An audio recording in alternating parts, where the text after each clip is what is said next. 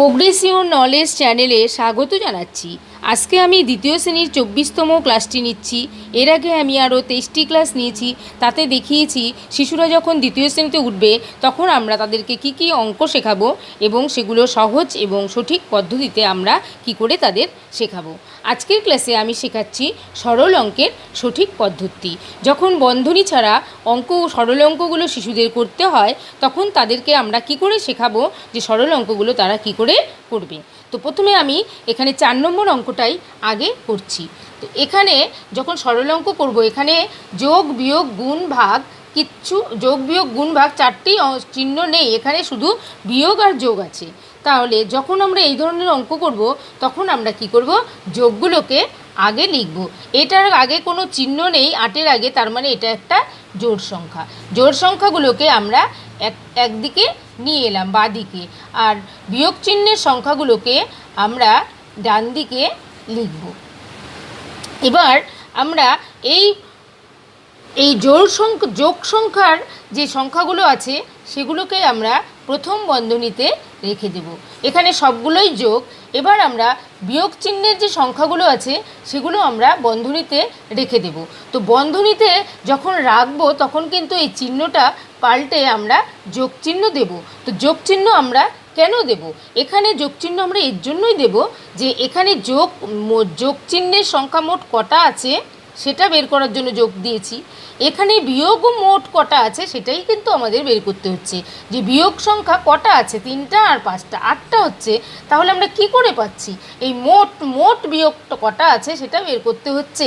তাই আমাদের এখানে কিন্তু ব্র্যাকেটের মধ্যে আমরা এখানে যোগ চিহ্ন দিয়ে মোট বিয়োগ চিহ্ন সংখ্যা বের করছি। তাহলে এখানে আমাদের হয়ে গেল 11 বিয়োগ 8। তাহলে 11 এর যোগটা করে আমরা পেয়েছি 11, এই যে বিয়োগ চিহ্নটা দিয়েছি এখানে হচ্ছে 8। তাহলে আমাদের বিয়োগ করলে আমরা বিয়োগফল পেয়ে যাব 3। উত্তর হয়ে যাব সরল ফল 3। এবার আমি দ্বিতীয় 3 নম্বর অঙ্কটা করছি। তো এই অঙ্কটাতে গুণ আছে ভাগ আছে, তাই এই অঙ্কটা করানোর আগে আমি দেখিয়ে নিচ্ছি সরল অঙ্কে আমরা প্রথমে কার কাজ করব। সরল অঙ্কে প্রথমেই আমরা কি করব, ভাগের কাজ করব। এগুলো কিন্তু শিশুদেরকে আমরা অবশ্যই শিখিয়ে নেব। ভাগের পরে আমরা যেটা করব সেটা হচ্ছে গুণের কাজ।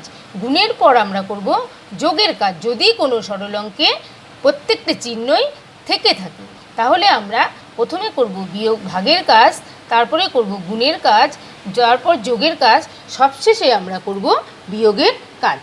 এটা অবশ্যই আমরা শিশুদেরকে শেখাবো সরল অঙ্ক করানোর আগে। তো এই অঙ্কটা যখন আমরা করব এক্ষেত্রে আমরা কোনটা করব, শিশুরা যদি জানে যে আমরা ভাগের কাজ আগে করব তারা অবশ্যই ভাগটাকে আগে করবে। তাহলে এখানে 12 দিয়ে যদি 12কে যদি 4 দিয়ে ভাগ করি আমরা পেয়ে যাচ্ছি 3, তার সঙ্গে গুণ চিহ্ন এটা থেকে যাচ্ছে 3।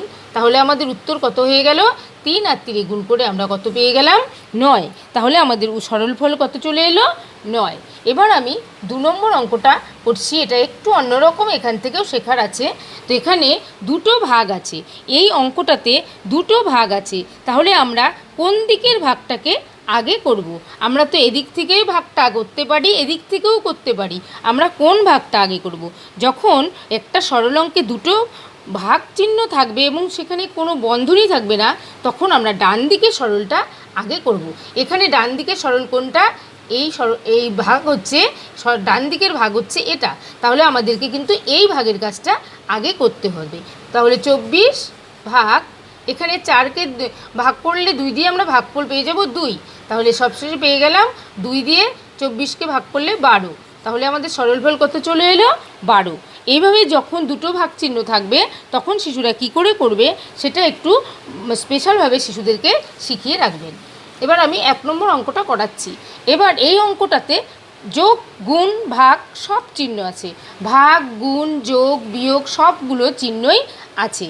তো আমাদের নিয়ম হচ্ছে ভাগের কাজ আগে, তাহলে আমরা ভাগের কাজ আগে করছি। সব কিছু তুলে নেব, শুধু ভাগের কাজটা আমরা আগে করছি। 8কে 4 দিয়ে ভাগ করলে আমরা পেয়ে যাব 2। এবার আমাদের কাজ হচ্ছে ভাগের কাজ হয়ে গেল, এবার আমরা গুণের কাজ করব। তো গুণের কাজ করতে গেলে দুটো গুণ আছে, দুটো গুণকেই আমরা একটা লাইনেই করে নেব। 4 5 20 যোগ 6 7 42 বিয়োগ 2। এবার আমরা গুণের কাজ হয়ে গেল। এবার আমরা যোগ আছে বিয়োগ আছে কোনটা করব? যখন শিশুরা জানবে যোগ বিয়োগের মধ্যে যোগের কাজ আগে হয়, তখন তারা অবশ্যই যোগের কাজটাই আগে করবে। তাহলে এখানে আমরা যোগ করলে পেয়ে যাচ্ছি 62, যোগ করলে আমরা পেয়ে যাচ্ছি 62। এবার বিয়োগ 2, সবশেষে আমরা করব বিয়োগের কাজ। তাহলে আমাদের উত্তর হয়ে গেল 60। তাহলে এটা সরলফল হয়ে গেল 60। আশা করি আপনারা আপনাদের শিশুদেরকে এইভাবে সহজ পদ্ধতিতে সরল অঙ্ক শেখাবেন। আমার এই ক্লাসটি যদি ভালো লেগে থাকে তাহলে লাইক করবেন, কমেন্ট করবেন, শেয়ার করবেন এবং আমার পরবর্তী ক্লাসটি পেতে আমার চ্যানেলটিকে সাবস্ক্রাইব করে আমার সঙ্গে থাকবেন।